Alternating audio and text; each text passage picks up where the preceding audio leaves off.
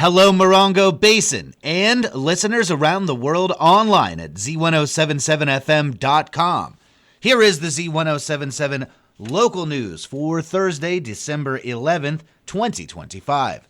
A man on probation was allegedly found to be in possession of a concealed weapon during a traffic stop. On Tuesday, San Bernardino County Sheriff's deputies assigned to Yucca Valley conducted a traffic stop on a vehicle for multiple code violations near the intersection of Sage Avenue and Cassia Avenue. Deputies say that during the stop, they contacted Michael Fabella Telez, who was found to be on post-release community supervision. During the traffic stop, deputies say that Fabella Telez was found to be in possession of a concealed knife, which is a crime and additionally a violation of his probation. He was taken into custody. Michael Fabella Telez was arrested on suspicion of carrying a concealed dagger and violating post-release community supervision and is being held at the West Valley Detention Center on $30,000 bail. A meeting was called last night by San Bernardino County Public Works Special Districts to inform certain parcel owners in landers that the $20 collected annually on their property taxes are not enough to grade and maintain dirt roads. Here's Annalise Kuiper, who was at the meeting, with a report. In 1984, 3,469 parcel owners came together to form the Landers Special District for Road Maintenance and agreed to pay $20 per year per parcel in order that their dirt roads would be graded regularly. In 2025, this only paid for cleanup after one rainstorm. Gas tax only goes towards county-maintained road systems. Dirt roads are considered private, and it is the responsibility of the property owner to maintain their own roads. The Landers Special District is the biggest road district in the county. San Bernardino County Special Districts is proposing a property tax increase to $75 per parcel per year, plus a 3% inflationary factor so rates can be raised as cost of living expenses go up. The inflation rate would be capped at 3%. The $260,175 collected if the rate hike is approved would ensure the roads are inspected and graded 4 times per year, as well as cleared and graded after big rains. If the property tax increase is not approved, the special district will be dissolved and there will be no further grading or maintenance of any kind. Here's Henry Mack, San Bernardino County Special District's representative. What you have right now is something that we probably won't see anymore, and that is scale, right? You have 3,469 parcels who 40 years ago somehow agreed to form a district, right? How hard is it to get that many people to agree to tax themselves, right? So you've already gone through the hard part. You are a district. If you are no longer a district, to become one later on, uphill battle.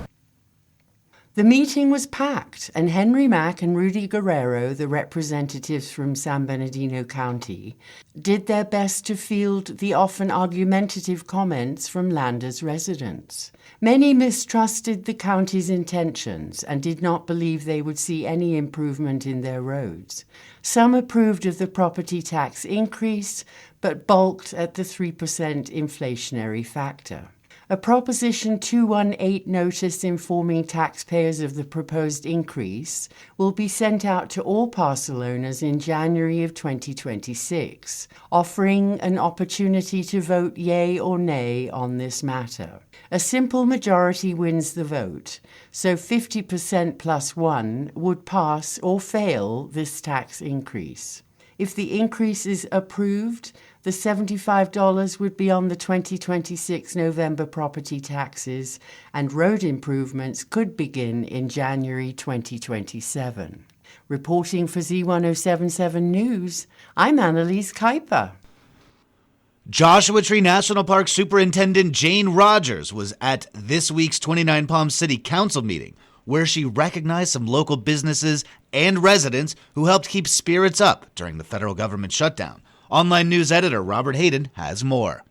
2025's federal government shutdown put a lot of things in question, especially the status of the national parks and if they would stay open. Ultimately, they did, but with the skeleton crew manning booths to give out information to visitors. The Joshua Tree National Park Visitor Center in 29 Palms, however, had no question about its status as the nonprofit partner of the park stepped in to take over operations. Here's Joshua Tree National Park Superintendent Jane Rogers. This is a night that I really want to celebrate the community of 29 Palms. We had a number of individuals who came forward to really show support and some love for my rangers. I did want to acknowledge the Joshua Tree National Park Association, who has formally taken over management of the 29 Palms Visitor Center. So I'm very grateful to Executive Director Jackie Guevara and, of course, Stone James here for collaborating on making that happen last March. Without those efforts, without Stone and Jackie working together, we would have been faced with closing that visitor center for the duration, and instead we were able to keep that open. City Manager Stone James was also responsible for putting together a potluck for rangers in Lucky Park during the shutdown.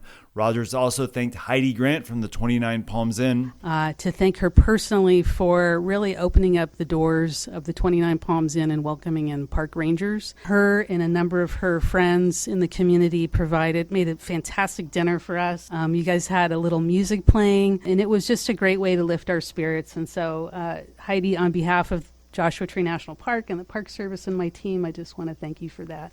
Heidi then got up to the podium and thanked other businesses that also stepped up. Rockies provided pizza, Joshua Tree Distillery and Mas o Menos kept the spirits flowing. Campbell House Bakery provided cookies and baked goods, and Chef Charlie from the Des helped out getting some food deliveries to the inn. We just love the park, and we love everybody from the park. It's our home, it's our place to go. Reporting for Z107.7 News, I'm Robert Hayden. A gingerbread village from local artists will be popping up in downtown Joshua Tree this weekend. On Saturday, a festive village made of gingerbread homes will open in the Art Queen complex in downtown Joshua Tree, just east of Park Boulevard on the south side of 29 Palms Highway. The display has been created by local artist Joe Alvarez and is described as festive fun for the whole family.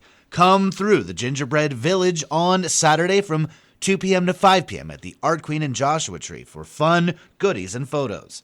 And finally, on tomorrow's Z107.7 Up Close show with Gary Daigneault, it will be all about the second annual Rock Rumble Royale event in Joshua Tree and 29 Palms. The two-day festival, taking place on January 9th and 10th, is more than just a climbing competition. It fuses the spirit of climbing with the ethics, ethos, and environmental stewardship that define our community. Organizer and Cliffhanger Guides owner Seth Zaharias will talk about the amazing success of the first event and the plans for this year's signature event for the climbing community. It's all about the Rock Rumble Royale this Friday at 10 a.m. on Z107.7. The show is available as a podcast later on in the afternoon. That's our local news. Hear local news 7 times a day, 7 days a week at 7, 8, 9, noon, 4, 5, and 6. If you hear about news happening, let us know.